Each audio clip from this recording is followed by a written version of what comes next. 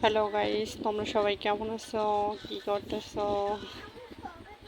আজকে একটা কথা বলি, কথাটা সবাই শুনবা। দেখো, ভিডিওটা ছাড়ছি, ভিডিওটা কেমন হয়েছে একটু বলবা কমেন্টে, ঠিক আছে?